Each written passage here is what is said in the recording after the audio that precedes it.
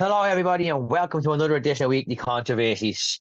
I am back in full action. I am your co-host, as always, the very controversial Tony, and I am joined, as always, by my other co-host, the Rambler himself, Jamie J.O. Brown, and we're also joined once again by our now regular guests, our two Scottish friends, Mark and Aaron. Yeah, thanks for having us, boys. Very To be welcome, on, very lads. welcome. Good to have Aaron back. It's good to have Aaron back. Nah, appreciate Yeah. it, guys. Appreciate it. It's just because Yeah, you the clear choose the worst favourite. days. You didn't have to be somewhere else tonight. You always pick the worst days to record, but like honestly, I was not going to pass this up. My diary was free. First thing I wanted to do. So buzzing to be back. Happy to have you back. And it's been a hot week in wrestling. News all over the gaff.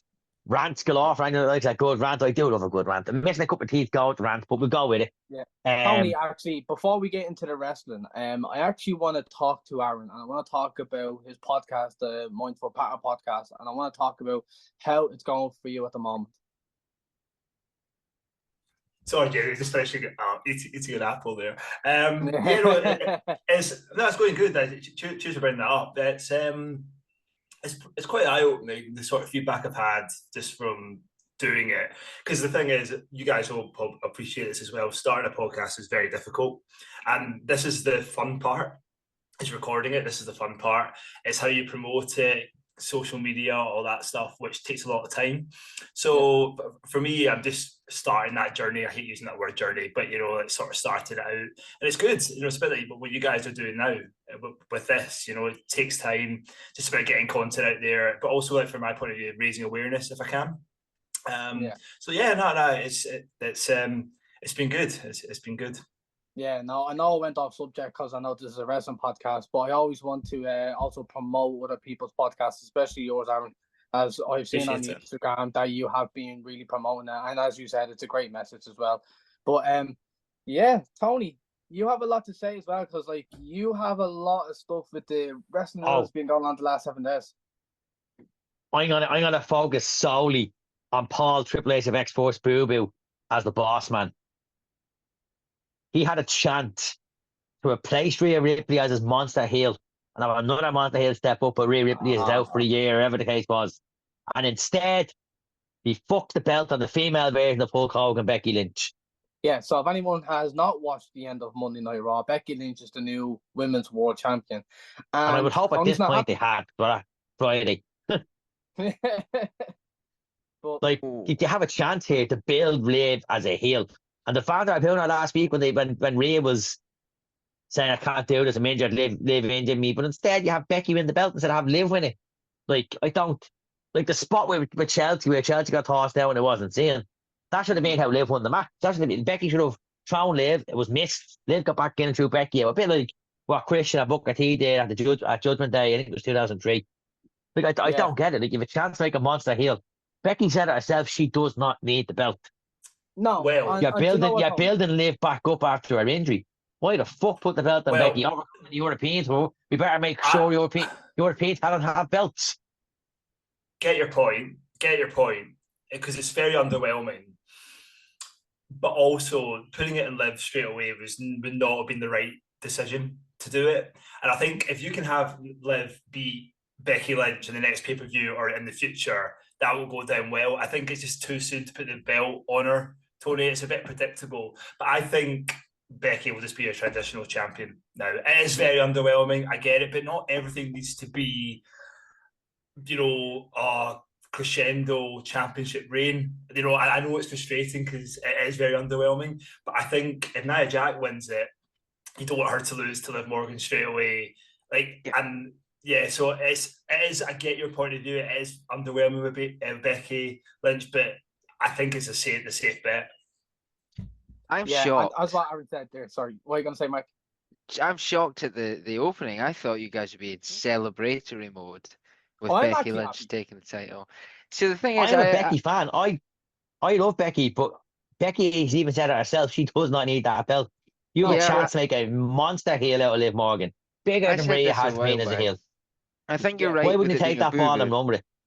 The only thing is that I think they should have probably done is actually just build it slightly longer. I don't think they needed to have a champ the night after or the week after. I think and the way I expected the match to finish is when they're both fighting off at the, they've gone over the top rope, they're kind of on the apron. I thought they'd both just hit the ground. I know you can't exactly do it at the exact same time, and what you get VAR involved or something to see who wins, but build it up to a pay-per-view match, right?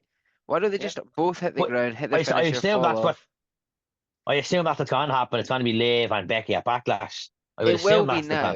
But it would have been nicer if neither of them held the title and it was for the vacant even if Becky title. had to win it and Becky was the safe bet, would you not have had it in a shroud of controversy? Have both of them go over like the way the Rock and Big Show did in 2000 and say, "Oh, Becky won. Becky's feet didn't touch the ground, even though both feet touched the ground at the same time." I just think it deflates all this momentum that Liv has built up. Yeah, but this is what I'm going to jump in though, right? Is that I understand your frustration. Liv is the obvious choice with the way they did the whole angle of Rhea vacating the Women's World Championship. But at the same time, it is that story they had before the WrestleMania match with Becky and Liv, and there could be this longevity going into SummerSlam, where that's enough time for Rhea Ripley to get back healthy and get back amongst the world title picture. So there could be a program with the three women going on to SummerSlam where you have, Liv and Becky have a little. But Rhea won't be back in time for SummerSlam. No, I know, but look, what I'm saying is you can have that with, Liv and Becky for the title, and, I'd say Liv's win against Becky will feel more earned than just taking out the champion and having her injured. But that's why I said that's why I said heel, because she's not she's going to win it in a heel way, so she doesn't need to earn it. She's taking what she thinks she was taking from her. But she's being twisted. But she's being twisted. But they're going to give it to her in a face way rather than a heel way. They want that to be a face. But they have a chance to build her as a massive heel because of everything that went down. You're going to need a massive heel now. Because the biggest heel in your division is gone. And she's out for a year and a half. No, I don't want to hear this bullshit. I don't want to hear this bullshit.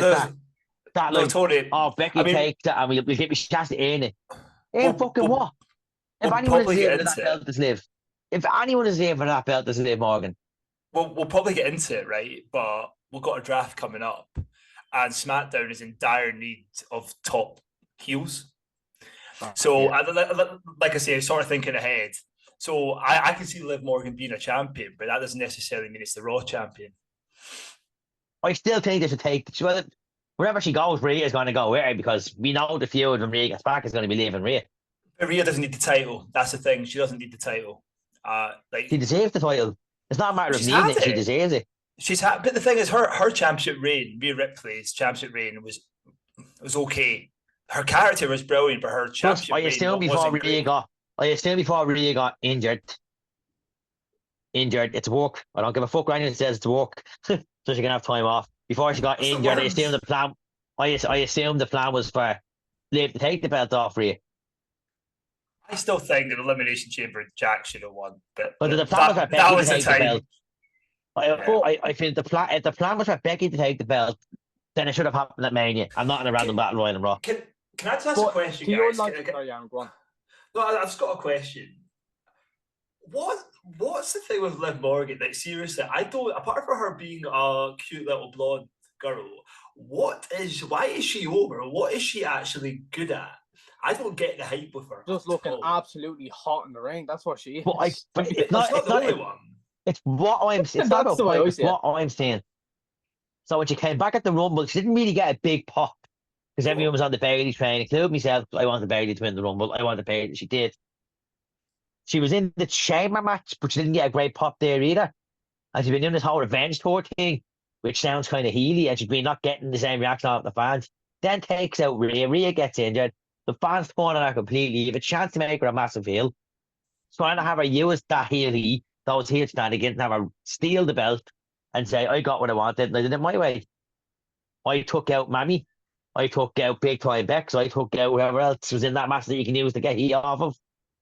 Put a big target on her back, have people try and take the belt off, have her successfully retain it, pay-per-view in and pay-per-view out.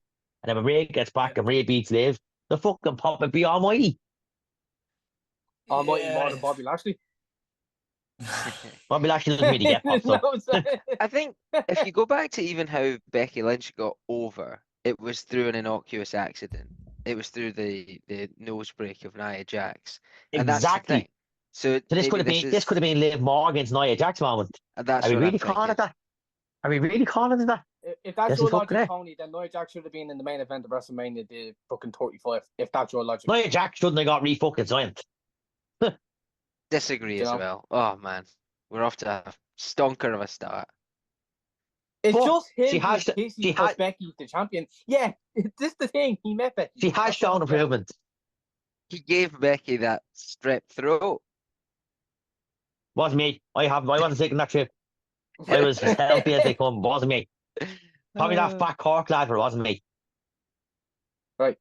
So, to change the subject and to talk about the releases that's gone on the last couple of days in WWE, you know, we also had a release that happened today with Cameron Grimes also being released by the WWE. Do any of you lads think any of these releases are like groundbreaking? Because they're really not to me. Missed opportunity with Cameron Grimes. That- And the I reason think that that too. I'm speaking for someone who doesn't really watch NXT, if I'm honest with you. And I remember his feud with LA Knight, where LA Knight turned heel and sided with the $1 Million Man over that belt. That actually got me really intrigued. And I quite like Cameron Grimes here because I think he was the heel originally, and then he turned and LA Knight turned. I don't know if it was double turn or how it worked out, but I actually found him quite intriguing. He was just really misused in the main roster. He was just a guy to put someone over. It's just weird because he didn't even get a chance to do any gimmicks or anything. He was just there. It's a bit of a strange one. I mean, I wouldn't say the outcome was a shock. Cameron Grimes, so. What are you going to say, Tom? I wouldn't say the outcome was a shock. However, I No. cannot believe they released Jinder Mahal. Yeah. Like I think he everything wanted they've to given go. He got him, hindered. everything they've given him, he has made work. They sent him out to cut a promo with The Rock. He went told The Rock in a promo and came out the other end with a title shot. I think it's a two-way thing there, Tone. I don't Then they know. sent I him don't back know. down to NXT, and they probably should have left him there because he was doing great down there. He could have feuded people down there. Yeah, I think he wanted out as well. I was listening to a bit. There's definitely Jinder, Xia Li, and Cameron Grimes all missed opportunities. Yeah, but I don't know he's if TNA bound. I think. I Missed think he's going to be opportunities another is a tough one. TNA signing because he's from WWE and he's a name. And I- you noticed though they've signed a lot of ex AEW and WWE guys TNA, so they just think because they can just sign them, they're not going to go anywhere else. But you know what? It was eventually going to happen. There was no plans for Jinder Mahal to be in a big program. It was just a whole thing with Hook, and that's why he got a world title picture. You know, there's never a big plan for him ever. Yeah, he had his big moment. He had his big, like, the whole thing. I mean, it both made and ruined Jinder when he was suddenly the WWE champion. So there's nowhere to take him from there. Probably cost-cutting exercise. He'll go on to have a decent career, probably in the Indies. No issues there at all.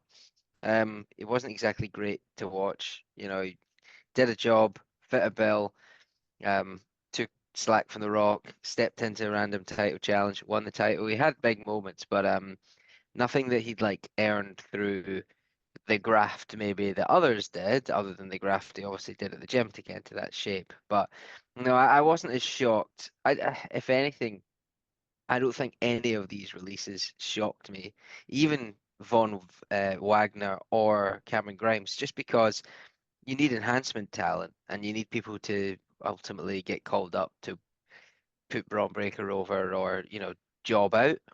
And they maybe would have done that. They've enough on NXT to get that call to main roster. And then ultimately, yeah, they've nothing for them. Like, not everyone needs to break it. Not everybody needs to go to the moon. Sorry, that's to Cameron Grimes. But not everybody needs to from NXT. I think that's maybe the learning curve. No, it is. And it's, you know what, it's not nice for people to lose jobs. We know that, it's not nice, especially in the passion like professional wrestling. Especially I've seen the video as well of Cameron Grimes, and he did seem really hurt when he got the phone call this morning about his release. And you don't like to see that. And I play joke and go, they deserve and stuff. But you really don't. I just think it's the fact that there is better competition out there. But there's nothing wrong with also getting your name out there in the independent scene. Look what Nick Nemeth's done since gone on to being released. He's gone on now and make his name out there. Got signed by TNA. So any of these guys can go out there now and try and make a name for themselves in the independent scene because of what they've done in WWE. And listen, all the best for them. But I want to get on to something that I will, and this is the fourth controversial take I'm going to, put out today. And it's got to do with Finn Balor re-signing with the WWE. And I think he made a huge mistake re-signing with the WWE. I think he made a huge mistake. For the simple fact, we know Finn Balor has been at WWE the last, probably 9 to 10 years, with the Finn Balor gimmick. And in NXT, so fucking cool. With the leather jacket, the pose, the longest reigning NXT champion at the time in that era. He was so fucking cool. It reminded me a lot of the Prince Devitt character in New Japan Pro Wrestling and how he elevated himself there to, who he is now. And his main roster run hasn't really been that memorable, if you be honest. He won the Universal title and he got injured, unfortunately. But honestly, he hasn't really been that memorable in the main roster to me. I just hadn't got anything from that main roster run from when he got promoted 2016 to go, man, Finn Balor's had a great main roster run. Sure, he went back to NXT to reinvent himself, and he was the best thing in that product because Triple H knew how to use him. I think it's too little too late for Finn Balor now to be a star in this current product. And that's why I feel like he should have gone back to New Japan Pro Wrestling. I feel like this way because New Japan Pro Wrestling have lost a lot of stars over the last couple of months. Tama Tonga, Okada, Will Ospreay, all of these guys. And I look at that current brand and I look at who's going to be the next step, who's going to be the face of that brand. And they're putting an AEW contracted wrestler as their world champion. And that just goes to show there's no plans for New Japan Pro Wrestling to build any of their superstars. Tanahashi does not know what to do. He's putting television champions to Matt Riddle, who's not contracted. There's no plan in New Japan to build a star. If Fergal Devitt went back to New Japan and put himself as Prince Devitt, I think he'd be WWGP heavyweight champion in his return. Honest to God, because everyone knows who he is over there. He's very, very popular. And I just think he could have made as much money as he is now making a WWE as he would over in Japan. I don't know what you think, but I think it's a huge mistake he's resigned. I think you're talking out your arse, as per usual. I think it's talking completely out your arse, mate. Completely out your arse. No. He hasn't memorable. He's done nothing memorable in WWE. First Universal champion, longest reigning NXT champion, listen to me. Former undisputed tag team champion. Nothing memorable. What are you smoking tonight? Jimmy, you've said your piece. Jimmy, you've said your piece. You said your piece. His main roster run, you need to listen to me. His main roster run, other than his Universal Championship win, name me one thing that was memorable about his run in the main roster that you look at and go, wow. Because they've ruined the Demon character. I'm sorry, but that's a Vince job. You cannot. That's already dead. Right, but that was then, Jamie. Jamie, that's not your point. Can I answer your question? Or are you gonna? Yeah, no. You're gonna spend 40 minutes. No, I'll let you all talk. But go on. You've said one already. He's the first ever Universal Champion. Yeah. Former undisputed tag team champion. He's had banger after banger with wrestlers like Matt Hardy, Seth Rollins, Shinsuke, Roman Reigns. Yes, he lost the Demon. It was going to happen. He's had bangers with Samoa Joe. He's about to be turned into the biggest heel in the business when he wins the Money in the Bank and cashes it in on Damian Priest. Mm-hmm. That's why I don't think Damian is losing the belt to Drew now. I think their plan now is to have this to flip what they're going to do with Damian last year and have him cash in on Finn. Finn's going to cash in on Damian. The sky is the limit for Finn. Why would Finn go back to New Japan where he's going to get fucked around like God knows what? No, but listen, and here's the thing this as well. I think there's more to why he signed the multi-year contract as he has. Yeah, a big factor is money. A big factor is that he has big plans, Paul Levesque, to have him be world champion. We know what direction they're going to go with now. He's going to be eventually either the Money Bank winner or world champion in 2024. We already know what they're doing after hearing the news last night and him resigning. I just feel that with the current product, and I see a lot of the stars that have come in, like a Braun Breaker, Cody Rhodes is the champion, with what's going on in the bloodline.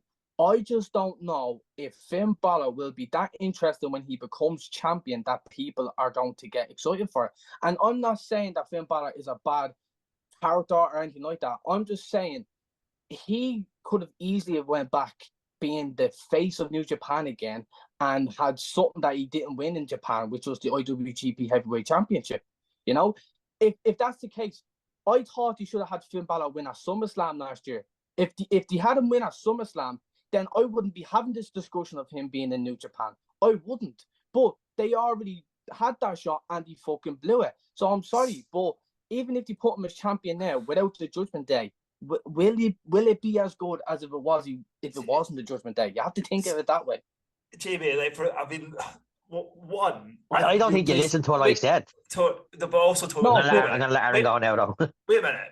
Firstly, you're putting so much emphasis on championships. It's ridiculous. I do not think that generally matters, especially the way that it's booked now, where there's only one main title really that everyone cares about. Titles don't matter. Like you see, like look at Drew right now.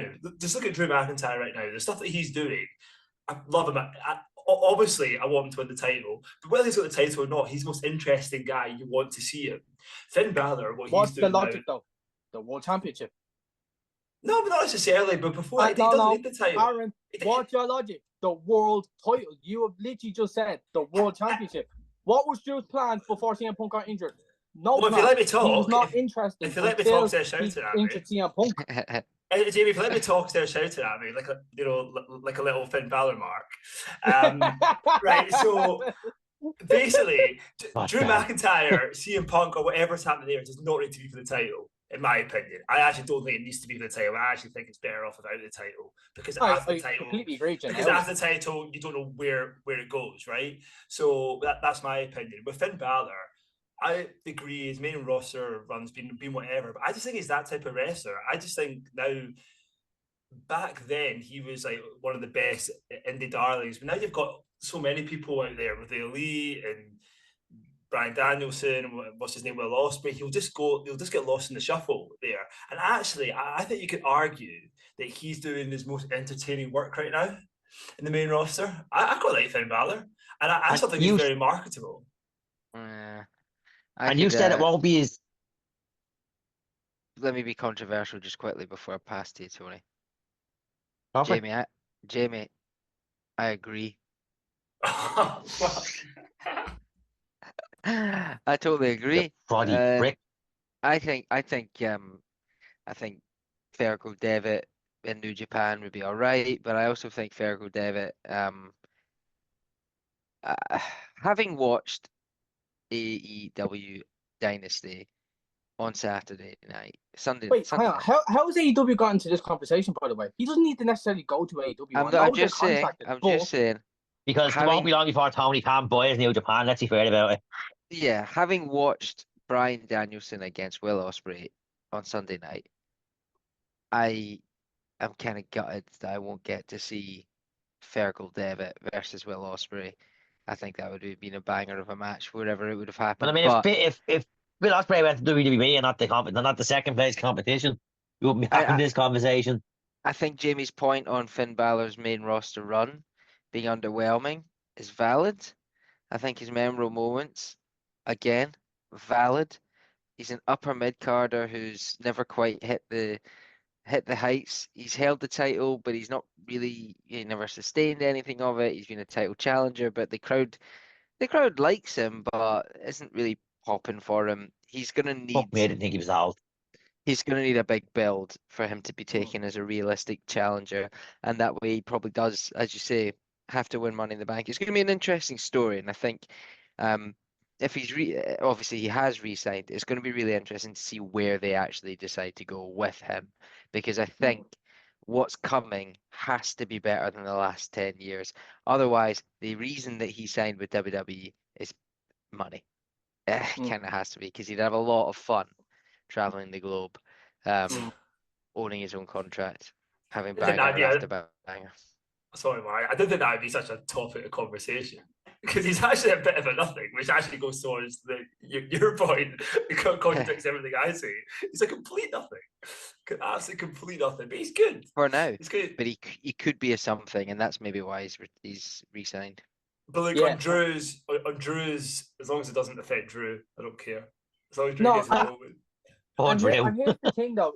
With a Finn Balor, like if we really got an NXT Finn Balor back into the current product now, and he did it properly, then I could eat me words now and say that, listen, Paul Levesque knows what he's doing. He's the bookmaker. He's the man that's run WWE properly for the last couple of months. Yeah, I'm just a Mac. You know what I mean? I could look absolutely stupid.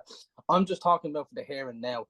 And I just feel like even if they ever did bring back the demon character, and I just think it'd be stupid if they did. I think they should just leave that. They just bury that whole character completely and just let him be the prince from when he was in NXT in 2019 and let him do his thing.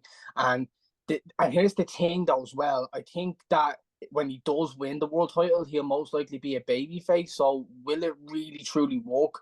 Because we haven't actually seen I think we've seen it, but it didn't really work in my opinion. It didn't work, a Prince Finn Balor being a baby face and everything like that. But I don't know.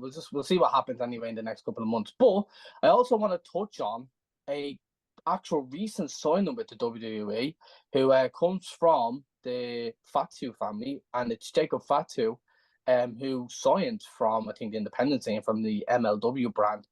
Do any of you know him or any of you know his work? Because I've seen a couple of his clips on YouTube, and the man looks insane. That was a complete 180. That was Jamie instantly regretted his decision to go Finn Balor. Now we've 180 to the Samoan family again. I mean, we're talking about wrestling news, and these are all like the current wrestling topics that everybody's talking about because it's got to do with potential WWE product. Yeah, but I mean, to be honest, I don't know much about him, apart from seeing a few clips like you, Jamie. I think as compared to Tama Tonga, and this is just a question from me being a WWE mark, but as me being a WWE guy, not really following outside, if you were to put Tama Tonga and Jacob Fatu beside each other, who's more marketable? I don't really know, because Tama Tonga's made a really good start, but I just don't know. I think Jacob Fatu, is he a bigger name? I think Jacob Fatu is just a generic Samoan. Jacob Fatu was wrestling in MLW as far as I can remember. He just does the whole generic Samoan kind of gimmick. Yeah, he's a Samoan werewolf, and he kind of does things that someone of his size, you don't really. He's like another Keith Lee, but he's more acrobatic than Keith Lee. I've seen some of his clips, and he does look like an insane wrestler. And I even seen Jim Cornette got so excited about him signing with the WWE. And I know Jim Cornette is not everybody's cup of tea, but I mean, he's just, someone who's been in the business for years like he has, he must see someone in like Jacob Fatu go, oh, he could have a big future, with the new bloodline that they're building up. So, I mean, if you're going to build up the new bloodline and build up new stars, why not build in someone like, a Jacob Fatu who is the Samoan werewolf, and you never know what can happen. You know what they're going to do with Jacob Fatu? Jacob Fatu is going to be part of Solo Sikoa's bloodline. Yeah, that's the plan. Yeah, I'd say that's the plan. The problem is with that is by whenever that storyline ends, whether it's 6 months, 9 months, a year, then it just gets lost in the shuffle. It's a bit...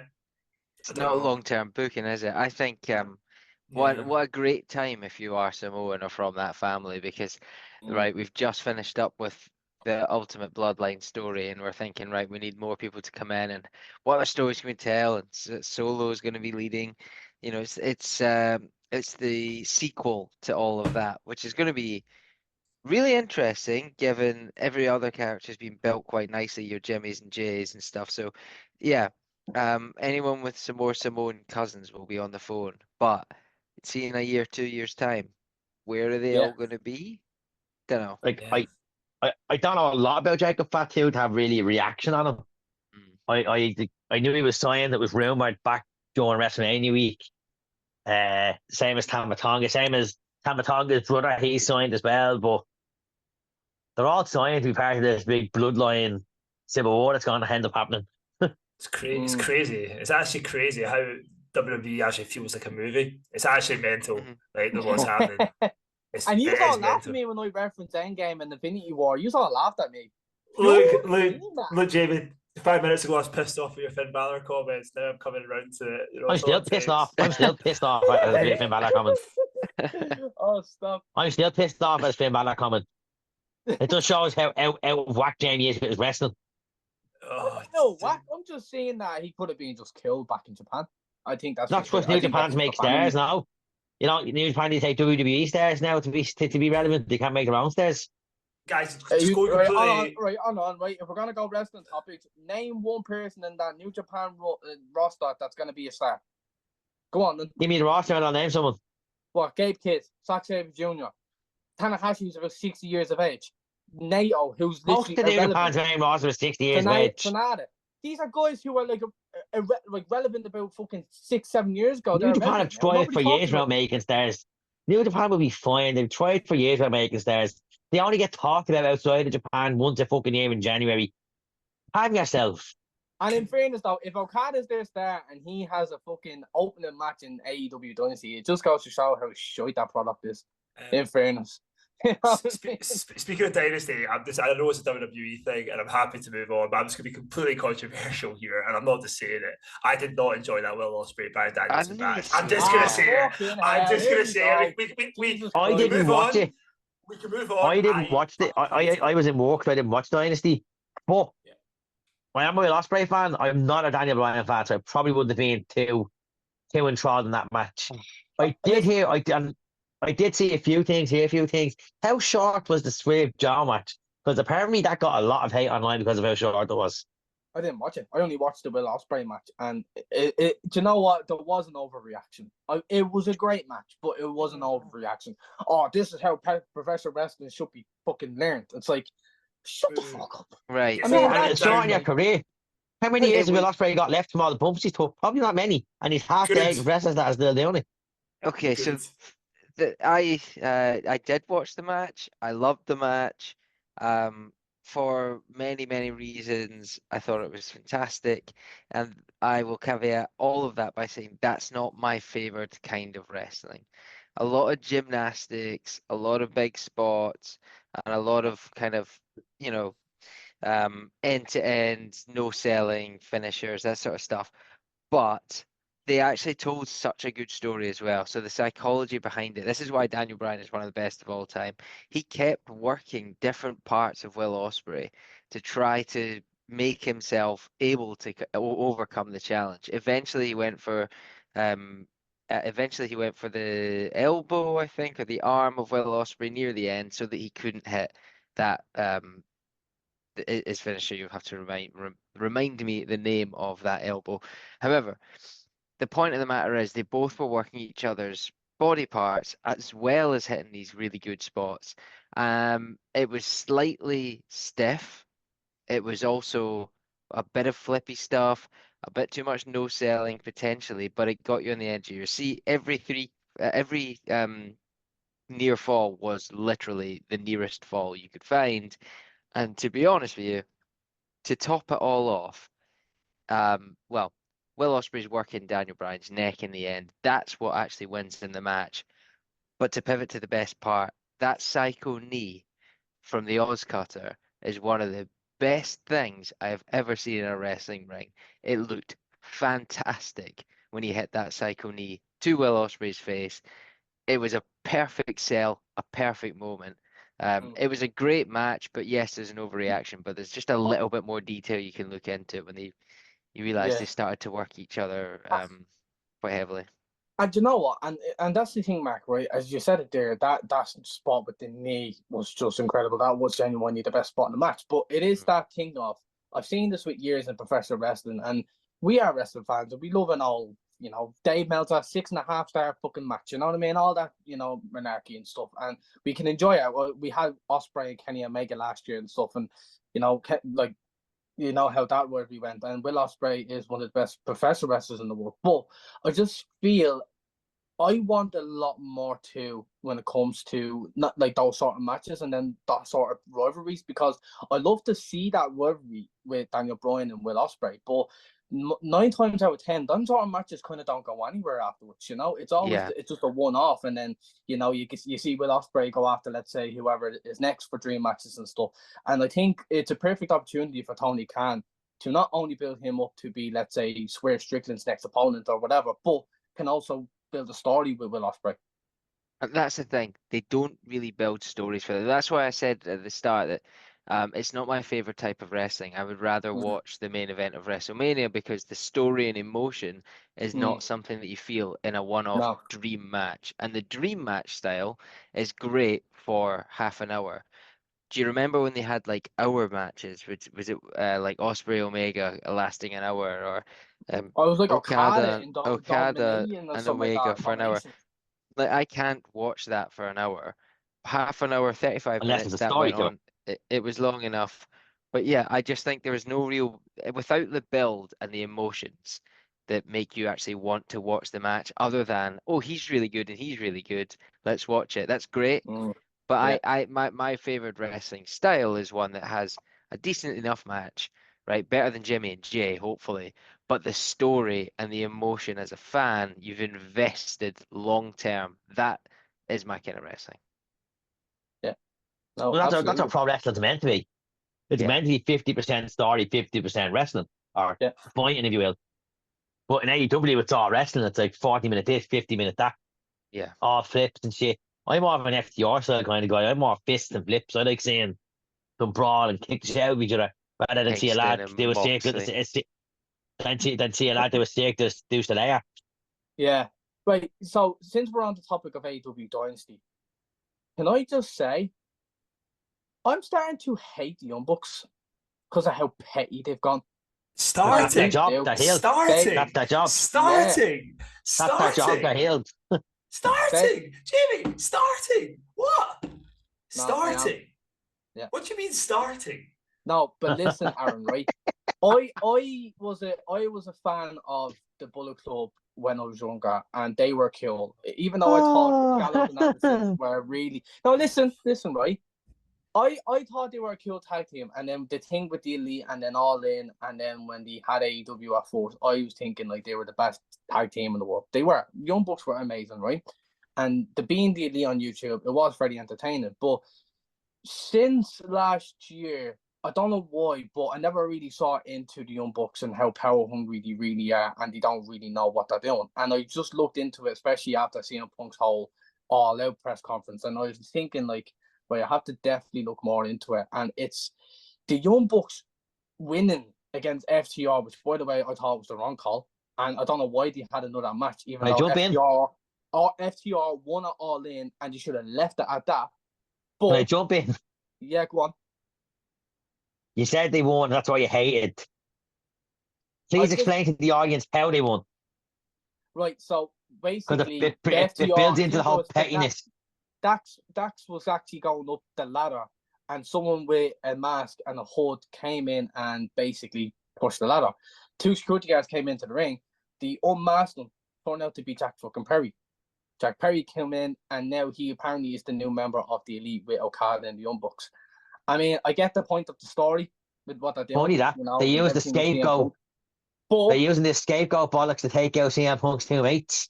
Yeah, I do get that part, right? But the thing is with what they're doing with this whole CM Punk and All In and everything like that, and how they are they're putting themselves as the 3-time tag team champions, where like there's other tag teams they could do it with. They could just put it with FTR, but they're just doing this whole part of we're EVPs, we're being ourselves, we're being knobheads. And it's like, oh, he's a knobhead, yeah? Well, fuck you, I'm never gonna it be interested in anything they do. Don't care if they're heels or not. They're being actually themselves. They're being 2 knobheads. And that's my opinion anyway. The lunatics run the asylum, unfortunately. Moving swiftly on. Yeah. No, but no, we can still talk. I just think it's so fucking ridiculous how they're. Well, they don't have a. Just to quickly summarize, they don't have a very strong leader in Tony Khan, and the lunatics literally run the asylum. But they never had a strong leader. No. And then when Tony Khan stepped up and decided he wasn't going to be part of the booking or whatever else going on backstage and stripped them of all their actual titles, or the EVP thing is just an on-screen thing now. It went to shit. That's when Cody decided he was leaving. Yeah, for me, it just it's a bunch of guys trying to well, as I say, It's a lad caught out of his head just playing with his toys, if you ask me. It's the lunatics running the asylum, and that's it. He needs to step aside and make someone in that knows the business and at least try and put on a decent show. Like Chris Jericho's put himself as champion in 2024 in another new fucking character. The learning Can tree. I just What point the out? fuck is a learning tree? Nobody should be annoyed at draft Chris Jericho winning the title because it's a fucking nothing title that Taz made up back in 1997. It's Taz's title, like the Brahma Bull title, like the Smoking Skull title. It's just something that was made up. It's not like it's a title that means that because he won it. No, I get that part, but then again, it just that's hook now just going to WWE. That's another AEW. Hook won't go anywhere without us. That's me made abundantly clear. Wherever Taz goes, Hook goes. Yep, absolutely. I won't welcome Taz back to the commentary booth. It means Booker T gets a sack. Fucking absolutely. But sure. Anything else about AEW Dynasty that anyone wants to touch on? Because I only watched the one fucking Will Ospreay match, and then I saw the actually there is something. Another thing that I was extremely pissed off at. Why the fuck did you take the TBS title off of Julia Hart? Why? What was the thought process behind that? What was the fucking thought process behind that? There's a reason Britt Baker asked for a release, and that's the fucking reason. Well, mine for WWE, she'd be amazing. Like, it's fucking stupid. She's made the title relevant. Oh, Willow needs that title to feud with Mercedes Monday. No, she fucking doesn't. No, she doesn't. No. And she probably dropped the belt to Mercedes Monday as well. So all the hard work Julia's winning that belt means fucking nothing now. Bro, you even look at what fucking Tony Storm's doing with the Timeless character and stuff, and like how great that is, and it's like, Jesus Christ, nobody's in her level. Like even Deonna Purrazzo. How long until Tony can't fuck that up? Oh, it's gonna take a fucking long time now for someone to get up there and like be some sort of competitor. Do you know what I mean?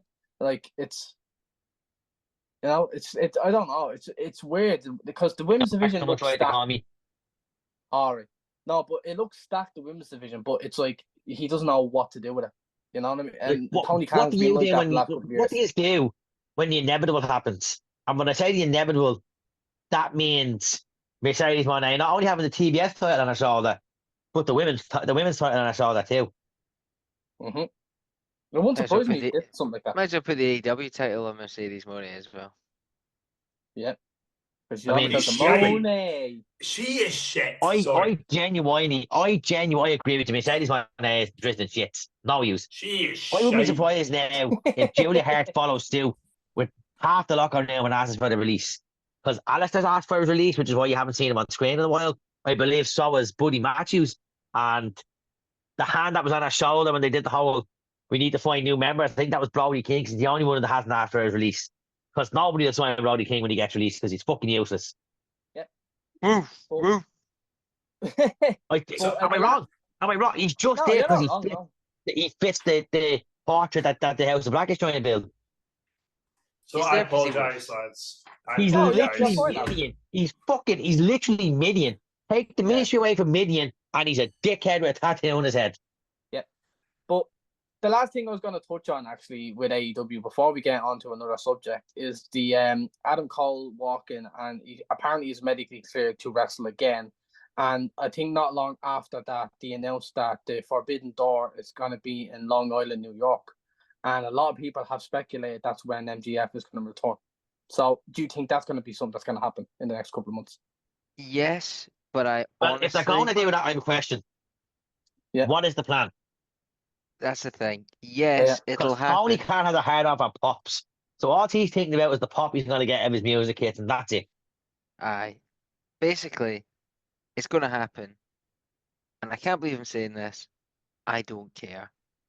I do not care about Adam Cole anymore. I do not care about Adam Cole. Did we ever care about Adam Cole? I stopped caring when he tried to reform the Undisputed Era without the actual Undisputed Era.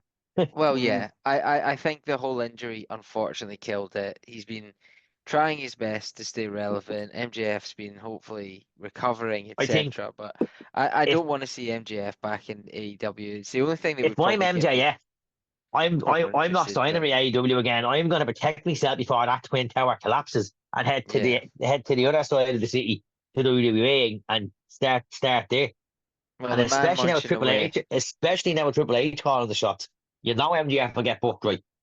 The man munching away in the corner of my screen is nodding his head like mad, because I know that's what he's been dreaming of for ages. To be fair, he's the one guy, though, that if he comes back to AEW, I'll be watching AEW. I love MJF. He's brilliant. But I agree with you guys. If I don't even think the build would be good for Adam Cole. I don't know. He needs to come to WWE. I just need to hear that music just once. Just need to hear it Does once. Does he own the rights to his own music though? He does. Apparently, from He owns the whole thing. Okay. If I MJF hear are that talking music, about, MJF, yeah. If I hear that music in a WWE program, But what if Forbidden Doors on the Sunday night, isn't it? What date? I couldn't tell you. It is. Is it June, July? It is on the 30th of June. So what if WWE announced the show on the Saturday and MJF walked out on the Saturday on the WWE show? I think I'd be so surprised if it goes to WWE. I'd be so surprised. But why? He's looking at both products. He's thinking they're stable, they're on fire. I'm gonna go. We're not gonna get burned. That's the thing. Go on, Aaron. No, I was just gonna say, like, the way it is now, he fits in. He can fit into a top level program. Like, you can totally just go in there and be a part of it. Like, it's not. If it was like Roman Reigns calling the shots, I would be a bit like, well, he's going to come in, be hot for 5 minutes, and then get lost in the shuffle. I think he could stay up there for a long time in WWE. Yeah, I think you're basically spot on with that. I think his character, as we mentioned earlier, Triple H being the guy calling the shots, I think he'd be able to get himself over as well. I don't know if that music hits. I'm marking out. If it doesn't hit, then AEW lives to fight another day. Thing is, AEW is one of the most valuable brands in sport. Supposedly, I don't know if anyone saw the statistics, but they are making money even if they're not selling out. Yeah, they're worth like $2 billion or something, Andy. Yeah, you saw the same thing as me then, Jamie. That at least it wasn't fake. But MJF, yeah, he's the one that would maybe perk my interest again. And I think he probably needs to come back around that time because they've got a big show in Wembley to try and sell out. And at the moment, I'm not tempted by that, even if it's in my, not far from where I stay. They only sold like 45,000, I think, for memories of her. I feel like I'd be able to get a ticket last minute, and I'm not really looking to buy Well, one. you could have got a ticket last minute last year as well. Like, you had, I'd say, about 60,000 there. It wasn't full capacity. You still walked up to that turnstile on the day and paid for a ticket. You probably get it for like £10 on the day or something. He'll probably just try and get you like a 25%. UK don't do what US do. They don't reduce ticket prices. They're full price all the way through. If they sell them, they sell them. If not, they don't care. That's Tony Khan for you. He loses money as he always does. But before we get into the draft, actually, I want to talk about one more thing that happened over the weekend, and I know Tony will probably talk about this a lot, and that's TNA Rebellion, because a certain broken Matt Hardy came back. Called it. That was my call. I did call it. I mean, it's an obvious one. I mean, to be honest, I think anyone could have called it. Sorry to blow, sorry to put you down a little bit there, but I think he was talking so strongly about WWE, even the stuff he's putting on Twitter or X, whatever, that just knowing his history, he's just a swerve merchant. So he just knew, as an avid watcher, I called it because there's a faction at the moment in TNA called the System. And if I'm not mistaken, one of the commentators a couple of weeks ago said the system is broken. And that's when I decided Matt Hardy is coming back. And then the flashing, then the whole screen thing went out last week and stuff. Yeah. He looks I love Matt Hardy. As you know, Mark, he's my favourite. Listen, I've always said Matt Hardy was the better of the two Hardys. Yeah, definitely. Look, I think it's good for him to go back to TNA because that's what got him over. That's where the broken character excels. I think it's a sensible decision. We need Brother Nero. I'm done. Sorry. I hope that part is cut for the trailer for this week's episode. Just you going, yes. Can you please get that? Can you please put that again? Martin, get that on loop. Get that on loop. Yeah. That's what Mark said. Please gift that. That was brilliant. We've been expecting you. Yeah, but he looks tired. He looks tired, but he looks old. He looks old. He looks old. That's the story of life, Jay. You grow up, you get old, and you die. But he's still living his best life. That's what, like, look at me. Like, I have fucking grey hairs there, literally in my fringe, and like turned 24 there on the weekend. So Yeah, no, you're like 20. you You're like just 23. You have a hairline like a 60-year-old. Yeah, you just got yourself a missus. There's plenty more grey hairs for you, fine, Jamie. Oh, stop the fucking stress. Good luck to me, anyway. I'm telling you now. I think that's She's for me. That was a great choice. By the way. She wants to go. I'm like, yeah, I'll try my best tomorrow. So, I think Matt Hardy going to TNA was the best choice possible. Yeah, it was. And you know, I know everyone was like, "Oh, but they're doing the Firefly Funhouse and Matt will be there as tribute to Bray." Matt just doing the broken Matt Hardy gimmick again as a tribute to Bray, no matter where he is. Yeah. No, it should be definitely interesting to see how he does in TNA again, because that's where he got famous. Yeah. No, what are you gonna say, Aaron? Fucking hell, Joe. What? Gone full heel tonight, hadn't you? What do you mean? I mean, he was a lot famous before. I'm gonna say that. Are you sure you didn't get famous? No, I'm talking about the broken gimmick. Right. Okay. Just yeah. Sorry, I meant the broken gimmick. No, sorry. Yeah, I was gonna let Aaron speak. We're gonna get a lot of hate off the Irish talent after this podcast. Is don't hate you, just think you're being booked shit. Oh, stop! But so, boys, just want to get onto the draft. Just want to talk sorry, about. It's completely my fault. What do you want to talk about? Yeah. I don't want to talk about him. Thank you. He is on the front of my t-shirt, but that's by default because it's WrestleMania t-shirt. We knew he was finishing the story, and you are all hanging. Oh, the bloodline's more relevant. What has he done? Hold on. In my defense, I hated him before Mania, so I'm entitled to my hate. Fuck the rest of this. You hate him, yet you bought his top. Like, I don't get it. You give the man money. Because you don't get wrestling. That's what you don't get. That's why I've got to agree with Jamie. there. Don't like him. Don't buy his merch. Don't buy his merch. That's like United fans. None is gay. Then buying the club kit. None is gay, and that's the beautiful thing about it. Well, what do I not get? Go on, Tony. You're the biggest wrestling fan ever. I bought the t-shirt 3 weeks ago, and he's still talking about it. That was $40 well spent because he's still talked about it. Yeah.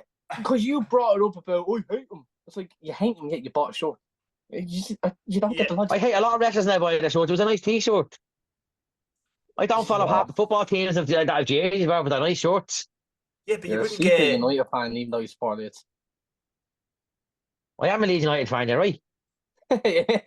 No, you know what I mean, you cunt. Yeah. Yeah, listen, Celtic's gonna win the league, yeah? I'm not getting the Oh, God. Here we go. Yeah, listen, big respect for Cardiff, yeah, doing well in the championship. That's random, but okay.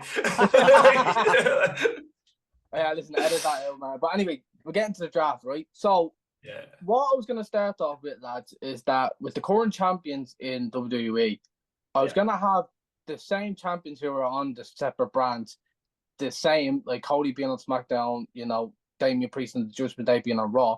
But I was going to make one change, and I don't know if you, because I want to get in the majority decision on everybody here, because we're all included. I would do a swap with the mid-card titles. I would put the IC Championship back on SmackDown and the United States title back on Raw. Do any of you agree? So you'd put Logan Paul on Raw and Sami Zayn on SmackDown. Yep. No. I just to be honest, it's pretty inoffensive, if I'm honest with you, Jamie. It's okay. I don't think they need to. I think Logan Paul's better suited for a Friday night. I think I disagree as well. But with Netflix deal coming up, it could be a good point. Well, here's the thing. The point of Netflix is the one I wanted to raise first, because as it stands at the moment, is it the Raw deal runs out a few months before the Netflix deal. Well, the original deal for Netflix was they got Raw, but I think they've reworked it to get everything else. Very probably. Oh, really? But SmackDown's deal with Fox runs out shortly, and they're going back to USA. Yeah. Raw will have a gap USA. between October and Netflix starting, by the looks of things. What are they going to do to fill that gap? And, Raw will need to be the main brand again without Roman on SmackDown and stuff. When that goes to the USA, I think they'll probably shift it. That's why I actually I do think Cody will be and should be on SmackDown. I don't see those top titles changing, but I think they could do the swerve just because, having the main TV show with your main champion maybe. But no, I don't know. I quite like the US where it is and the Intercontinental where it is, especially with Chad. Does it And his- matter? Does it matter though? Because Cody or Roman, when they wanted to, they go on both shows, do what they want. Does it really matter? The main title? Well, That's I because we think didn't have two I think separate it's a top dynamic titles. different feuds as well. I think that's what I was thinking of it. I think it can dynamic different feuds going into the mid-card titles as well. I don't know. For me, the women's one should swap. I think Bayley, as long as they don't do like an awkward segment and hand swapping over the belts. But I think that's what should happen. I think you put Bayley to Raw and Liv Morgan or whoever's going to be SmackDown, and you swap those belts over. I think you need to freshen up a little bit. And Bayley, as I've said, there's so many top faces in SmackDown in the minute, women wise. So I think Bayley could be a star in her own in Raw. So for me, that makes the most logical sense. Yeah. And you have different feuds there. But the mid card titles, you can take it or leave it, really. Yeah. Now here's what I was going to say as well, because I kind of kept all the champions the same in their brands. I just swapped the mid card. But as I said, I want to kind of get user ideas as well on what I wrote down. And the first draft pick I would have for Raw, and it's a big reason why it's because of Netflix, I would have the Bloodline go to Raw. And that's Solo Sikoa with Paul Heyman, everyone, and that's including when Roman comes back. Does any of you disagree? I disagree with you, actually. I think with this bloodline at the moment, they're a big pit. They're like a biggish fish in a small pond, and I think in the SmackDown they can get bigger. I don't think they're quite ready yet. Because what you don't want to happen, Jamie, you got to remember Raw's 3 hours, and what you don't want is like the Judgment Day treatment where you get tired of them really quickly. Mm-hmm. I think what they're doing in SmackDown right now is perfect, and you keep them there being the main guys in SmackDown. But on Raw, I think you can get fatigued with them really, really quickly. So I think, and it's just started. They've just started now. And also, if you're going to keep Nick Aldis as SmackDown GM, which I hope they don't swap, you've got to keep that dynamic going as well. No. So that's where I disagree with you. I think it's unnecessary. See, what I was going to say was my logic is too as well is that with Cody couldn't be in the face of SmackDown. I think if you were to take away, because you can still have your Rock and Cody match, because with the Rock he doesn't need to be in a brand. You know what I mean? He could turn up to Raw or SmackDown, free agent, whatever bollocks. But what I was thinking is that I just feel like with what they're going to build up towards with the next WrestleMania coming up, with the Rock and Roman being the main event of that year's Mania, I was thinking that if you were to put the Bloodline on Raw, they don't have to be the main attraction, because I think the World Heavyweight Championship is the main attraction, which I was going to get onto with the wrestlers. But I just think that with the Bloodline, they could build them up on Raw, sort of mid-card. Don't have to be with the Judgment Day, but they can just kind of build themselves up to Survivor Series, where they'll probably eventually have the War Games match. But Tony, what I do you think? agreed with Jamie initially. Aaron's point on Raw has made me swerve. Stop agreeing with Jamie. You're enabling him. Well, Rob's not here, so I feel like I need to agree with someone. Rob doesn't agree with Jamie. But Rob and I always agree. But I think Aaron's point about the 3 hours. Aaron's point of the 3 hours is good. I kind of want. I don't want Cody and the Bloodline to be in the same brand. I don't think that's what I think as well. That's all, yeah. So there's three major stories that we're probably going to have 4 major stories. Bloodline in the summer, Cody in the summer.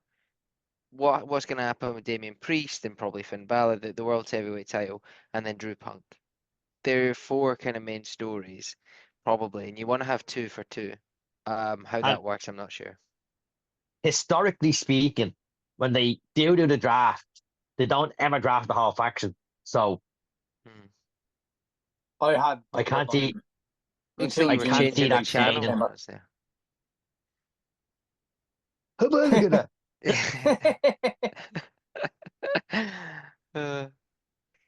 I mean, you're basing your pick off of going to Netflix and wanting attention on Netflix and all that jazz. But it doesn't matter who they have on each brand, on the Raw brand. Like Netflix is going to get what they want out of it. Yeah. See, I don't know. See, when I wrote it down, I kind of have Raw stacked a lot because I did actually keep Drew, Punk, and Rollins on Raw for the simple fact that that's how they should build next year's Mania as well. Nah, so Rollins SmackDown. Rollins is SmackDown for me. But then you don't put him as a draft because he's out injured. He just makes a return. He does it in SmackDown. I don't know who he feuds with, but you put him on SmackDown just to change him up. I think it gives him that freshness. If you pull the bloodline from SmackDown, they have nothing. SmackDown efficiently have nothing on SmackDown then. So what do you do with SmackDown? Oh, I don't know. It's difficult. Well, I mean, one of the things I would do is I would definitely put Randy Orton to Raw. I think he needs a fresh people to wrestle, a fresh look. So I'll get him on Raw. I think I don't know. I don't know what. But then you have a plethora of talent on the Raw. Then you're still taking a big fish out of a small pond and putting him into a big pond with big fish. You're not really helping SmackDown, and he doesn't need. He's not helping Raw because Raw are over inundated with talent. With power. I think like Jey Uso will probably go to SmackDown. And see, I look at the bigger picture. See, you're looking at Raw and SmackDown. Yeah. But we know for the first time ever that it's not just Raw and SmackDown in the draft, it's Raw, SmackDown, NXT. Well, there's only one man that's get called up from NXT. Which effectively means no. That part of the draft means NXT's general manager gets picks in the draft. Ah, right. Okay, so fine. Which so that means like effectively Randy Orton could end up on NXT. CM Punk could end up on NXT. Oh yeah, that's going to happen. Like, I mean, Triple H said expected. Okay, so Karrion Kross is going to NXT. Well, he's already down there. They put him down there a few weeks ago with the whole final testing faction. I can see Bobby Lashley being the big name that goes to NXT. Maybe if you want to. Let me understand this faction with him as well because they're building up that Pro Life faction. They have too many factions. Yeah, I know. That's an interesting one. I think the big name for NXT will probably be a woman then. Oh, well, I had Natalia. She's already down there, if you whatever that bleed Mexican is. Or Spanish boy, wherever she's from. That's interesting. I didn't know NXT actually got picks. Yeah. They're not going to get. And then you can't really draft certain champions because the belt was made to match the belt of the main title, the main brand's world title. So you couldn't send Bailey to Raw because then and then send Ping to SmackDown because then you'd have. It would look stupid if you mismatch. Who's NXT GM? Is it Shawn Michaels? Is that Ava? No, it's fucking. Oh, Ava The Rock. Oh, I'd love it if she picks The Rock. I'd love it. That actually would make it tough, wouldn't it? Picks The Rock would be brilliant. My first draft pick is Roman Reigns. Sorry, what? Get the whole cousins and all on board. Yeah, that's quite interesting. I actually speaking of NXT, and I was thinking about the roster there. I would have Baron Corbin come back up in the main roster. What do you think about that? SmackDown. Yeah, I think it's SmackDown too. Him and Braun Breaker give him the belt straight away of Austin Theory and Grayson Waller straight away. Just do it. 8-pound clown. Oh, just straight away, just do it because it gives him a title straight away, and then you can do Corbin turns or whatever you want to do. But I think straight away, just do it. Corbin deserves a title. He's done well in NXT. He's quite a funny guy. He does like flips now and shit. Yeah. I just really wanted to see Corbin in Lyon. That's all. I want to see him at Backlash. Yeah, I don't get that actually. I tried to look into that about how the French love him. I don't get it. It's inexplicable. There's absolutely no reason why they love him. There's no reason. And the French just thought, I seen something with like Austin Theory as well. Like they were going mad for Austin Theory's theme song and all. And I'm like, what the fuck? Hey, down. They must just all write to each other, like before they show up to the show and say, okay, this guy's getting pretty tough time. Let's. I hear WWE in the market for new music creators. Oh, please! I wish that was part of the news. Hopefully, that's part of next week's news. I don't know if anyone. Jim Johnson comes out of retirement. I don't want to sway us too far, into a weird direction, but just because you brought that up, Jamie, I'll let you get back on track in a second. Has anyone followed the trend on Twitter at the moment of Yes. everybody? Definitely. Brilliant. Oh, Def Rebel's brand new theme for blah blah blah. Oh, You it's name it. brilliant. Absolutely fantastic stuff. Absolute carnage. That is funny. But yeah, I hope they get new themes. Speaking of which, I'm glad that Seamus has his theme back. Bring back Thank you. broken dreams, Thank you, my Triple H. man. Bring back broken dreams for Drew. It sounds. I love a It bit of sounds. licensed music in WWE. I've stated that previously. Yeah. You know, it costs the money, but I'd love it. You know, gives a more authentic feel to some of the matches. So it brings us back to the original question. Who would we each pick as our first draft pick? So why don't we do it this way? Why don't we all take a brand and build up the brand as draft picks? Okay. Well, there's four of us, so I'm going for ECW then. I'm going for ECW. You get the zombie. Literally. I mean, you'll have to have like There's one only- of us be like two brands, or one brand like for two bookers. So why don't we do it then? Just because Mark and Jamie agree on everything, they can take Raw and me and Tony can take SmackDown. I love NXT. Give me NXT. I'll build that. Oh, team. NXT, I also get- I don't feel like NXT will get much of a choice. And you know what the fourth thing I do? Bring back the gold and fucking black. That's what I'd bring back. That's the fourth thing I do. Full Sail University, bring it back. That's what First I'd thing do. First thing I Fuck do that is to white stand and it. gold bullshit, or whatever color it is. I can't Calm stand down. it. It just looks ugly. Calm Let's down. go behind you, Jamie. Goal behind you. Just No, to change honestly, subject. that's the first thing I do. I'd be like, Paul, I'm going back to Full Sail and get fucked. Honestly. Oh, what's it Who's going? taking Arsenal Ro- Yeah, scored. that's what I mean. That's It's like get 3-0 now, is it? distracted. Fuck away. Just away. I'm watching it I'm behind dead. you, Jamie. You're the reason I can see the goal. Oh, yeah. So who's taking on SmackDown? So are you and Aaron? Are you and Mark taking NXT? Oh, yes. Aaron, you can pick what you NXT. want, and I'll take. I'm not Come on, taking NXT be NXT. good in my just- fucking. Actually, do you Let know Aaron what? talk. Do you know what? If we're going to start, I'll take Raw then because we're here. I'll just go for Raw. Yeah, let's go. I'll take SmackDown. I'll just so. go for Raw. So if I get my first pick, I don't like this. I don't actually like going first. I mean, if you're going to go first pick, right, you're going to. Does that include champions as well?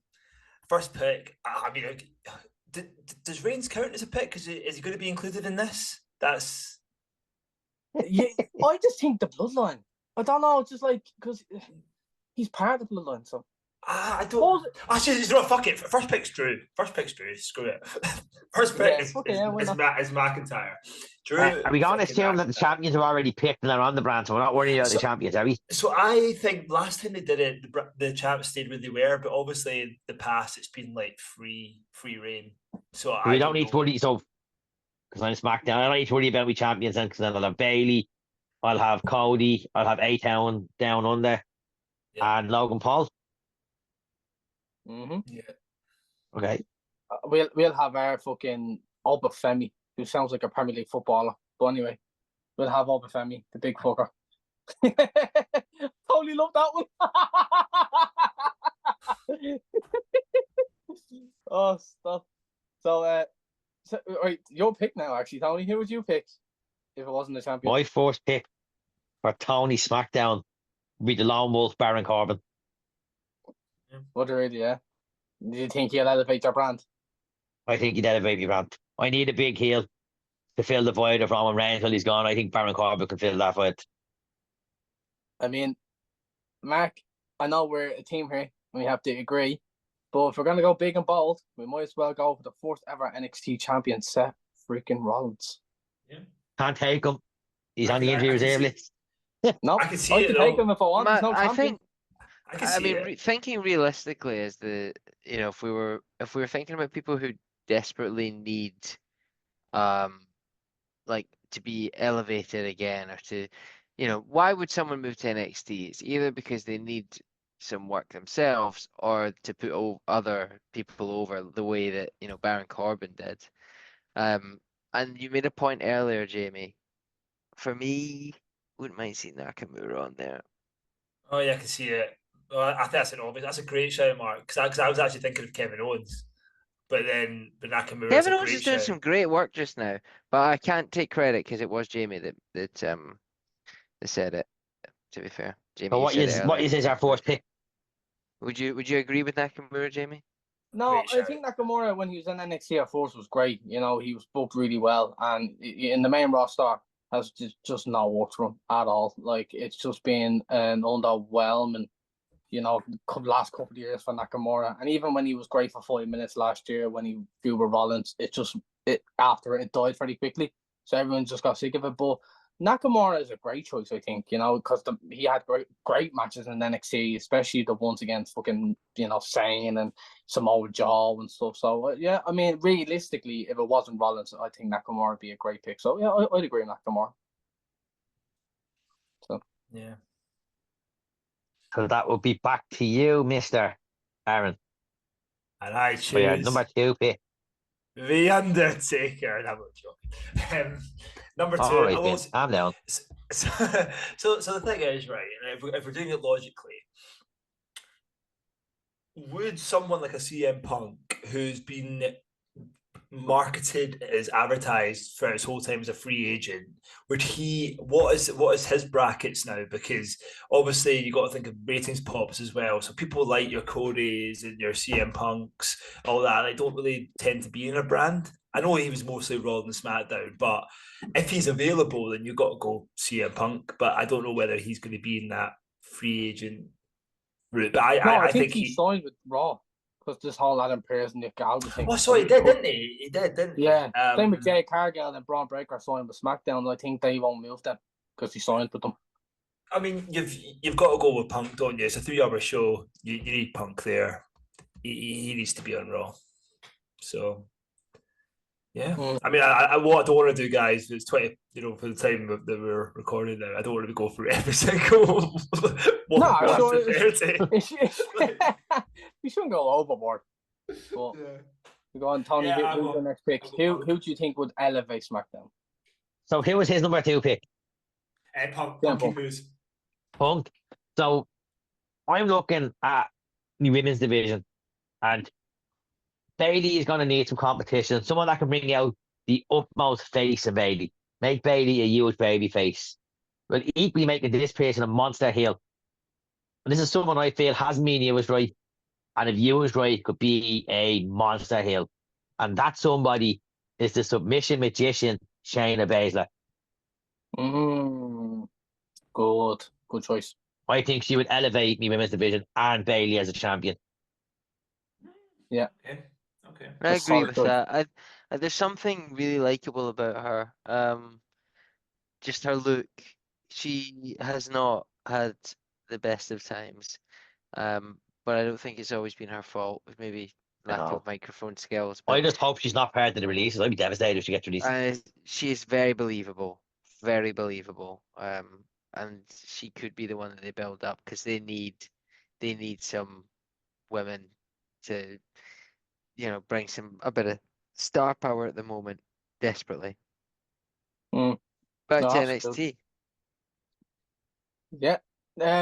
So I think I had a list here of some people who I think should go NXT and elevate themselves, but and this is going to be so out of the blue as well. You are all going to be shocked at this pick anyway. But when I seen him in the Cruiserweight Classic and the reception he got, and I think everyone remembers when a certain Triple H came out and everyone was saying, sign this guy, and he got signed and he hadn't really done much. And I just feel like if he went to NXT with the guys that's coming up in that brand, he could have absolute bangers with them. And I'll go with Cedric Alexander.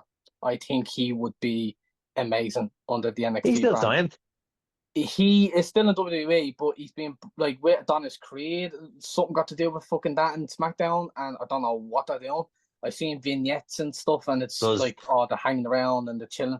But I think if he was to go to NXT, and especially with like Trick, if Carmelo stays there, dragging off Tony D'Angelo, Javon Evans, who was a young kid who I absolutely adore.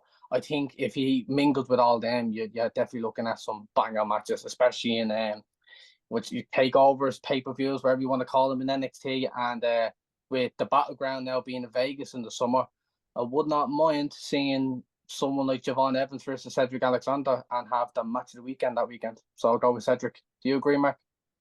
I think it's a really good shout. It is a good shout. It almost is an extension of the man I had in mind. Yours is far more realistic. There's no way in hell that mine would head down to NXT. He's probably on too much money. But can you imagine if there was if he had a manager in NXT, a man we touched on earlier? Can you imagine they brought the almighty Bobby Lashley to work with Cedric Alexander in NXT? Ooh. Yeah. See it. He's on a See bit it. too much, probably, well, he's seen too highly to maybe go back down to NXT, especially as a manager. So we'll stick with Cedric. But there's something about Bobby elevating people in NXT that could be quite an interesting experiment. But yeah, I like that. He's someone that could do with a bit of refresh, because actually, again, he's good to watch, but he's not really managed to get over, has he? No, absolutely not. So I realised that the two guys I went for are already on Raw, because I just thought it was an open draft for everyone, so it shows you how good I am at this.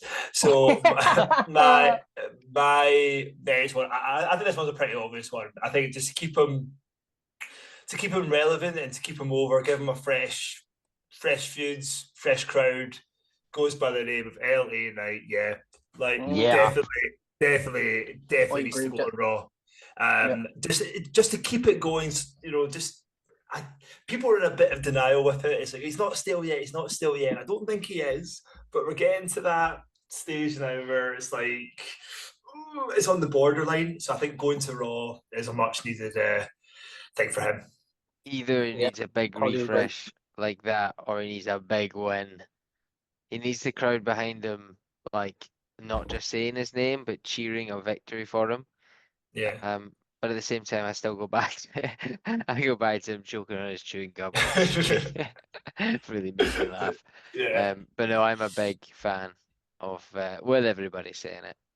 LA Knight. Yeah. Well, what I was going to say was, I completely agree with LA Knight going to Raw, because I think more LA Knight for WWE, I think the better too. And when you look at him in SmackDown now, he's going to probably be shown once. If it's not a segment, it'd be a match. And I just think that with more LA Knight, I think it'd be great for them. And I still have the agenda, I know Tony's going to hate me, but I still have the agenda that him and Logan should have the match for the US title. I just think now it's going to happen in SummerSlam.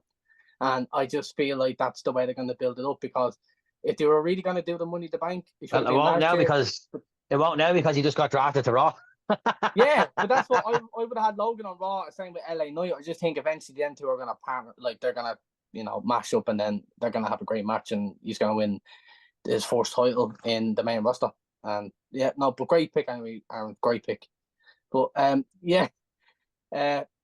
Tony, who would you pick for SmackDown? I'm happy about Logan Paul, because all my picks have been down to second chances, who to go jail well with. And I was thinking, who could I pick that could have a banger of a match with Logan Paul? And even with me as Logan Paul still to walk out chatting, maybe it was a drop it. Who could give him a challenge? Because he's had a challenge, but not much of a challenge really in his run. And I was looking at the rosters in a whole, and I was like, there is one person I'd like to match up with Logan Paul, and I think it would be a match of the year candidate. And that's why I'm reaching down to NXT and adding to my SmackDown Trick Williams. Ah, you fucking dickhead. That's our fucking champion, you prick. You're taking our Because he's going to whoop that prick on Friday night. Oh, yeah, we'll see then. Because I have a wrestler next, and you're going to love it. You're going to love it. Especially Mark's going to love it, because he has history in NXT. But go on. So Trick Williams in SmackDown. Hey, stop picking. Mark has to pick. He's retained. Stop being Sorry, a Tony. I picked the first one. Jamie picked the second one. Jamie, I'm happy for you to pick this one as well, because I've got a question. Really, Jamie picked the first two. We used to read him.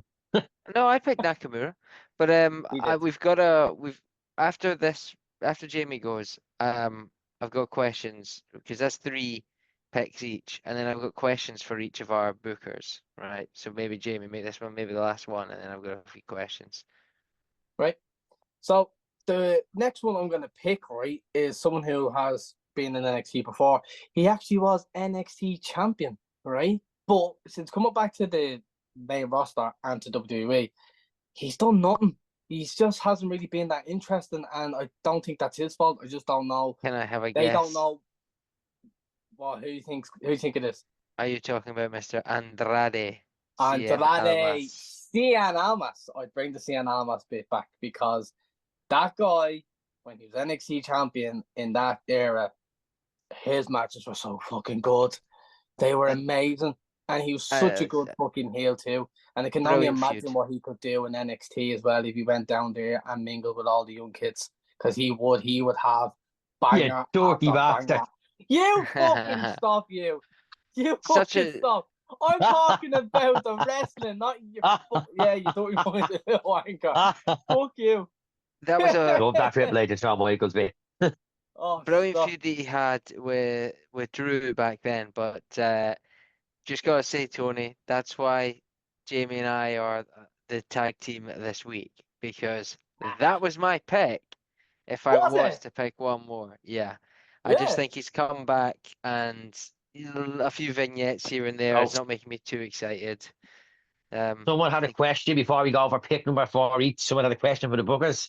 Yeah, well, I was going to say maybe instead of now going round, we've done 3 rounds, perhaps I would think about booking with the rosters we've got. I was going to see if on each brand, pick your first feud for your world title or your top title or any title. Actually, you could go for any title you like. I want to hear your feuds starting. If that's a decent enough segment, we'll start with Aaron.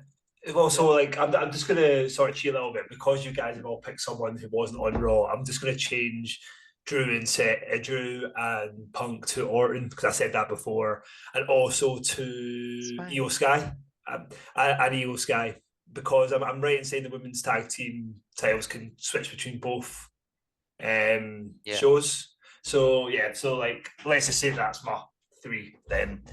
In terms of the world title, well, I mean, how far are we booking? Are we thinking short term or long term? What's your feud of the summer, right? We're going into SummerSlam. There's going to be a big blow off probably. Feud of the summer in each of your brands. I mean, Raw's obvious, isn't it? It's going to be Drew, Punk, but I wouldn't have that for the title. I think you can do it for Raw. Unfortunately, I'm quite liking the idea now of Balor cashing in about winning Money in the Bank. And I think it'll be something like... Because I think Drew Punk is going to be the main thing on Raw, but I think the title will be something like Randy Orton, Finn Balor, and then Orton gets his title. And then that could lead to a Cena Orton. Cena gets number 17. And that's proper fancy booking there. But that's for worth it, I don't know, maybe something like that. But the feud of the summer is definitely Punk, McIntyre, and then have like Balor. You could do Balor Priest by then, but I don't know if it will last as long as SummerSlam. When is SummerSlam? August? Yeah. Early August, yeah. Potentially that. But because of the sake of argument, I said the draft, Randy's going to go to Raw. So I'm going to go for Randy to win his title at SummerSlam against Finn. And then the women's, you've got the women's. Sky's not going to win the title. And the tag team don't really care. So, am I right? We have to pick a female feud of the summer and a male feud of the summer. Yeah, I guess pick your brand's main stories of the summer. So right. I'm gonna go ladies first. So for my pick, okay. My female feud of the summer is gonna be Bayley versus Dakota Kai. I think it's a feud that's there that needs to happen. That they've built past the Sky. I think that building Dakota has the leader of Damage Control. I think they tease bits of a feud down the road. Dakota Kai is a phenomenal wrestler. So is Bayley. Dakota Kai is also a phenomenal heel. Hey, Bayley was a phenomenal face in the past. She can be again. I think those two feuding awesome along would be really, really good. And they could build on a good story because we see Bayley as her own little posse now in Naomi and fucking Jade and Bianca, whenever they turn each other. That's coming as well. And my male feud of the summer And I think this one is a really good one because it's long-term storytelling. And this is going to shock Jamie. She's going to be, but how's a long-term story? How's a long-term storytelling? I will tell you. But first, let me introduce you to my male feud of the summer. It is the WWE champion Cody Rhodes versus the phenomenal AJ Styles. Why AJ, you ask? How is that long-term storytelling? Well, because I'm a bit of a historian and I know my history. And Dusty Rhodes' final ever opponent in a wrestling ring was AJ Styles. Brilliant. So you have I a love lot it. of fun with that feud. Well, there was me, Tony, having a little play about with the guns, thinking about Bullet Club. You've swerved me. You've swerved me. I love that. That's a really nice touch, and I hope they touch on it at Backlash when obviously they do have that feud coming up. How they're going to build it will be quite interesting. They're going to need to have hell of a promo to make me interested. I thought you were going to go down the route of the Bullet Club, and they could probably touch on it too. But yeah, I like that. It's a really well thought out story. Exactly why you're booking SmackDown. Tony, I've just got one thing. Like, this is just a general Cody thing. I like it. It's out of the box, but can Cody have a feud that doesn't involve his fucking dad? Like, do they need to mention his fucking dad? It's annoying. Like, because AJ Styles. My thought in this feud was Cody's not bringing up his dad. AJ is. But Cody never brings up his dad. It's always the other guy that brings up his dad. He brings up his dad every promo give over. He was the face of Most Wanted Treasures this week. Why? Because his dad's lost treasure. Yeah. That's a good one. The only thing with that is it depends. It depends what they do. Because obviously it's such a short build to Backlash. I want to keep Cody as far away from the bloodline as possible because I can do so much of the bloodline without Cody being involved with the bloodline. Do you think? I see it happening down the road. I know they're going to run it back and they're going to try something. But for now, I am keeping that some bitch away from the bloodline. How long do you think Cody actually has the title for? Because in my opinion, one guy I've not mentioned is Gunther. I don't know. And I still think I would prefer for Cody to have multiple short title reigns than one really long one and lose it. Like is that? Yeah, I think it adds to his story more. I don't think Cody should hold the title for 9-10 months. But it's interesting that I think he could have a good program of AJ Styles, as you say now. But then I think he's got to lose it to well, I mean, Gunther's the obvious one. But then unless he gets cashed in for Money in the Bank, I don't know. It's an interesting one. That it's just I'm interested from your point of view. How long do you think he holds the title for? I don't know. A lot of people are saying he could be like his dad. He could just be a hero chasing the belt, then he gets it and then he loses it. As far as Money in the Bank goes, I think the best course of action for that and to rejuvenate the whole Money in the Bank aspect is to have Finn cash in on Damien. Now, I don't know if Finn's the heel or if Damien's the heel. I think if you want to keep Finn in Judgment Day and kick Damien out and push Damien as a face, go that route, keep Finn as a heel. Because it looks like Priest is alienating himself from the lads as it is from Raw last night. I think the way that it's perceived, all the behind the scenes stuff and the way that Damien Priest talks outside of the ring, I think it's easy to transition him as a face more than Finn. Really, I think he just do it naturally. I don't think there needs to be obviously, I think it would just allow him to be himself. But that's a bit of a digress. But I'm going to hand over to NXT now and see what NXT can give us for the summer. Right, Mark. So, I've had thoughts about feuds for the championship. I don't think you haven't thought about feuds when I lie in their beds. No, listen, I have to stick my phone on charge. But anyway, right? No, I was sitting down and having thoughts about the current roster and stuff because I didn't know how it was actually going to work. I didn't know if we were going to elevate our picks to the roster we have now. But anyway, the first big feud I was going to go for is for the NXT title. And I would have had Trick Williams against Nakamura.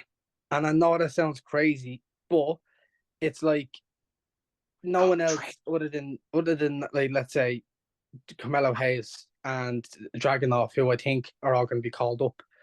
I just don't see anybody else going for that NXT title. And it's like you have to get like some big stars in NXT, and Nakamura's not doing anything at the moment. So I'm just gonna. I know I'm going off the rails, but I just think that Just a little Nakamura. bit. What'd you say? Just a little bit, because I drafted Trick Williams to SmackDown. Yeah, I know. Yeah, but that you weren't really kind of talking about it. But I just thought we were gonna go for just the actual, just realistic basis of that. I just think Trick Williams would be too soon going into the main roster.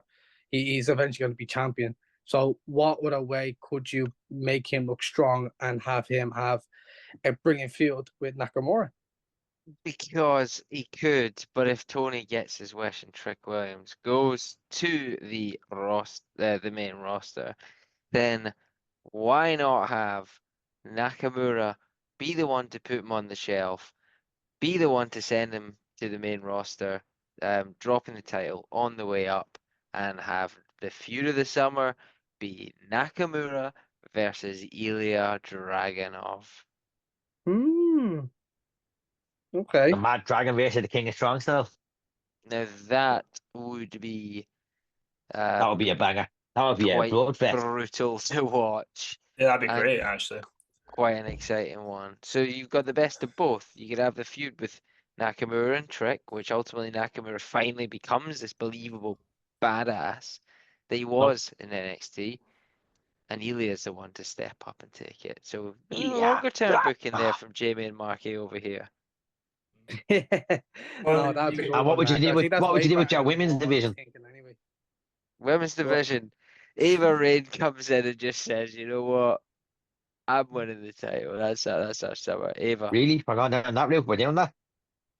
You have a chance to make NXT relevant, and you're going to do that? Nah, we don't. We're not doing that. The issue at the moment, who are your top stars in NXT, women, roster wise? Roxanne Perez, Valkyrie, Roxanne Perez, Lyra Valkyria. She'll get called up. Tatum Paxley. She'll That's the get thing, called up, because Perez. Perez will get called up, and Tiffany Stratton's already gone. So NXT's in a spot where they need to build. Yeah. Therefore, I would actually book something slightly different. I'm not sure who would step up to take it, but in a Don't similar forget, way, I was going to NXT say, have recently signed Julia. oh right, well perhaps there's your feud of the summer. It's maybe all too similar to what I've just stated for the men's, but what if you have the veteran Natalia saying, "I've come down, I'm a veteran, I've got the title, and nobody can touch me. Nobody's good enough, nobody's worthy." And then Julia shows up and says, "Oh, bitch, that's mine." Then you hear the dong. I don't know much about Julia, but I don't know. She came from Japan. She's in Stardom, but I don't know much about her. Well, I'm interested to see what they do with her. Yeah, me too. She looked really confused when she was announced in the crowd. That's As you one do. thing. I'm just here as a fan. I didn't know I had a job. William Regal's like, this is for you. She like, Do you know, I think, and I don't really know much about Julia, but she's really the only other one that I'd look at and go, she'll have a big program in the summer when she becomes NXT Women's Champion.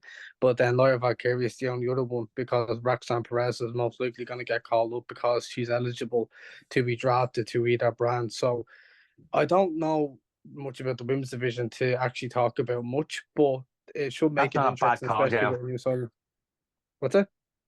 So that's not a bad call, given she's defending her title tonight on NXT Spring Breaking against Tatum and Lyra. So, I mean, I just think that it just wouldn't, there's just nothing really in the background to look at that division and go, oh, there's going to be exciting, up and comers. But anyway, I digress. But I'm actually going to go with the mid card, and it's not even for the title.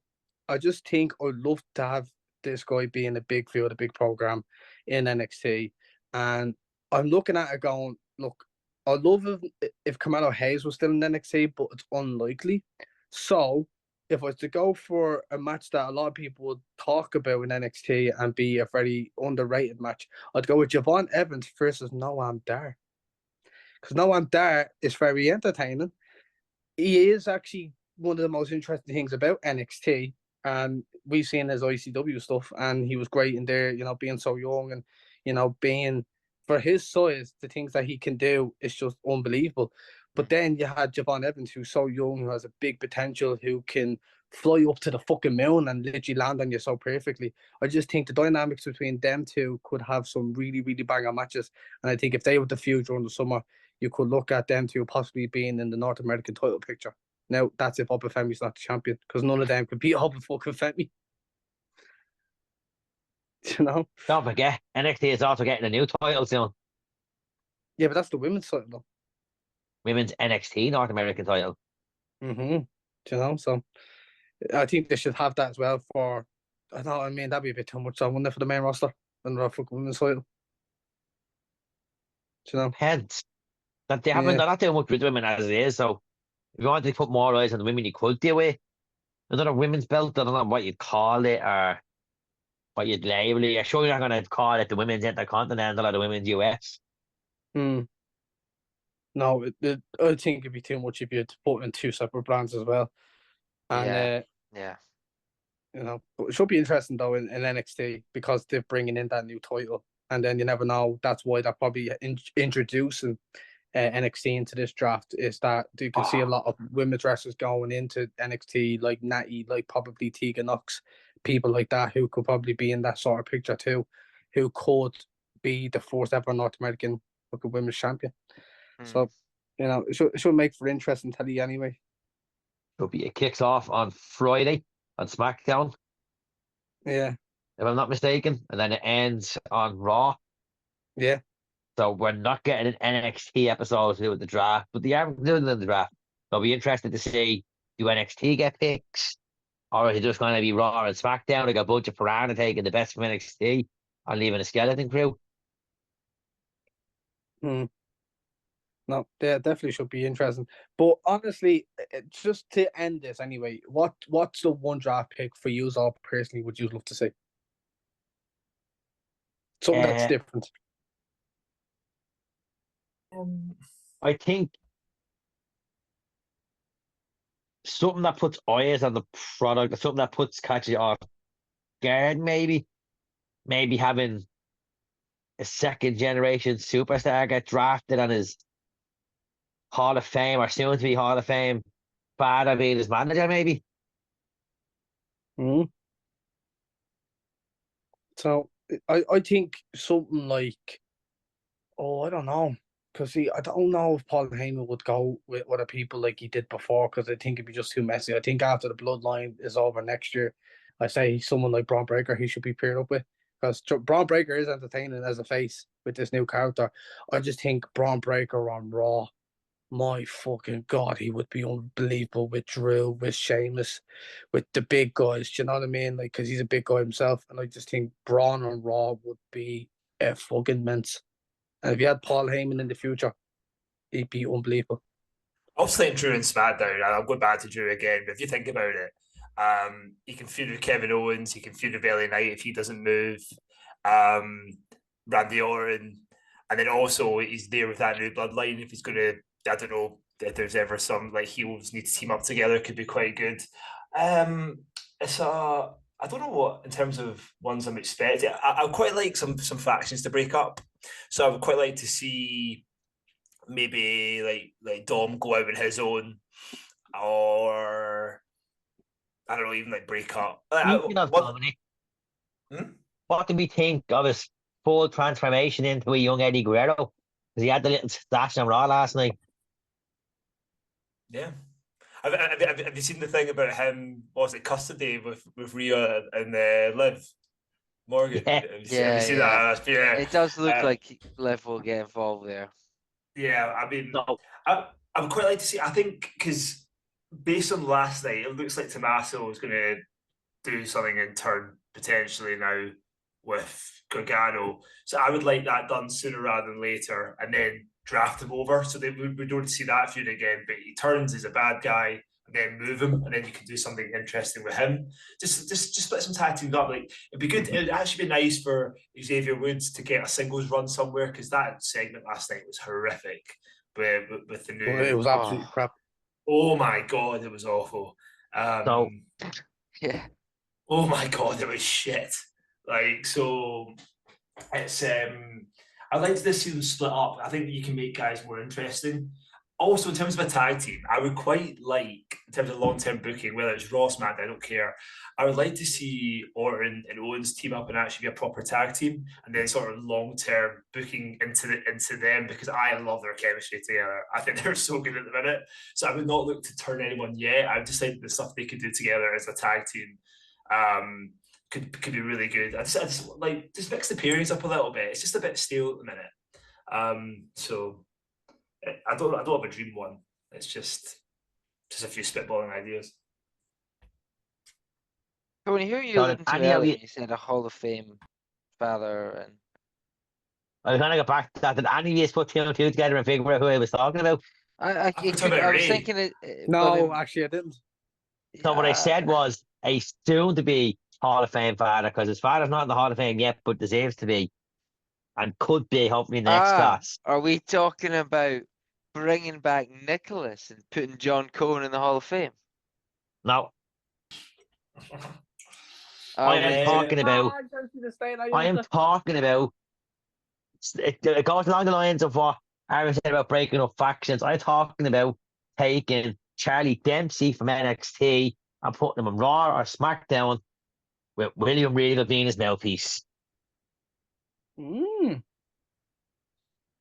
would love to see William Regal on the main roster as a manager, because I think when he was with the BCC and AEW, he was great. I fucking love Regal. I absolutely love the guy. I don't know. I love him so much, but I think if NXT lost him altogether, I'd be a bit. But they've lost him. He's not really on NXT. They've handed that to Ava. Yeah, So I think I love Regal. he wants that, and he said it himself. He wants to help elevate his son's career. And his son's a great wrestler, but he's a long way to go before he can be great on the mic. All right, Tony. I'm sold. I'm sold. That's a great show. Weekly controversy. Call of the night. He does not look like a Darren. I don't really know what I would want to see, if I'm honest. I think you guys have covered a really good bit of ground on the exciting ones. Well, one of the things that I will touch on is that I don't think we're going to see many people run out their contracts at this stage. I think going back to Drew, I see Drew being there, signing, Finn signed, people getting released that aren't making it. But I don't think WWE are going to be in a position right now where they'll be worried about losing people. So I think the future of the summer are going to, Finn's going to be a massive part of that. Drew's going to be a massive part of that. Nobody's going to jump ship, run out the contract, and be like, oh, the grass is so much greener in AEW right now, because it's clearly not. So I think whatever the case, I think, like I say, people that were kind of worried about contractually, even like the likes of Sheamus and stuff, I think the product will be built around those guys. I just would probably throw, I don't know, if you're talking about breaking up factions, I don't think the New Day could stand alone, those two guys, but are you going to maybe move Chad Gable just so that he's away from Otis and But I think they planted the Tozawa? seed for that, haven't they?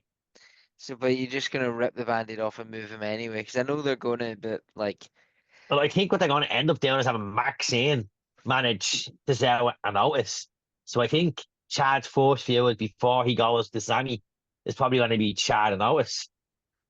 Yeah, definitely, especially after last night with Bronson Reed getting involved with Sammy. That's him occupied. he just always gets involved, man. That guy just shows up and just bumps into people, and he I just like makes him. makes a joke I about swear, being big. I like him too, that- but he's just always there. that He's Bronson going to Reed get lad is like traded. a Rangers fan. They just have to bump into the cause of fight. There's your Oh, sorry, one-time Mark, you still pause. here? You're There's talking your- about Chad Gable. I would love to see him with the Creed Brothers as heels. Yeah, I think that could me. work too. yeah, I that's think that coming. could I work think too. that'd be sick. It'd be another That's the Kurt Angle talk, with the innit? best tag team in the world, or the greatest tag team in the world, in Charlie Haas and Shelton Benjamin. I think that'd be amazing. I think that's what they should have done with the American Alpha when Kurt Angle was fucking general manager, but sure, We never got No, that. they decided we to got make the Jason black Jordan being the guys. fucking son. Yeah, they decided to make the black guy's son instead. So yeah, It's very 2018 diversity and all that shit. it was so bad. Yeah. But But I'm let's sure not. Let's not. by this time next week we'll have answers aplenty Yeah. to what's going to happen absolutely. next, what's next. Yeah, no, we'll have a lot to discuss next week when the draft is over. And I have to say, before we do end, I did like the start of this episode talking about wrestling news and all the different debates, because it's actually something we have not done. We haven't talked about the different promotions. I know we're heavily WWE, but I actually quite liked the AEW and TNA talk. So we should definitely do that more It often. neatens out.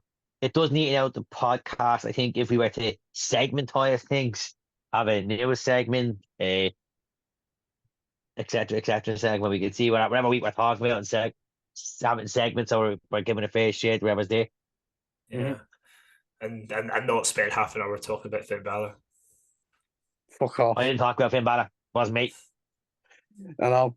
But anyway, thanks to everyone who has come and watched the new episode of Weekly Controversies.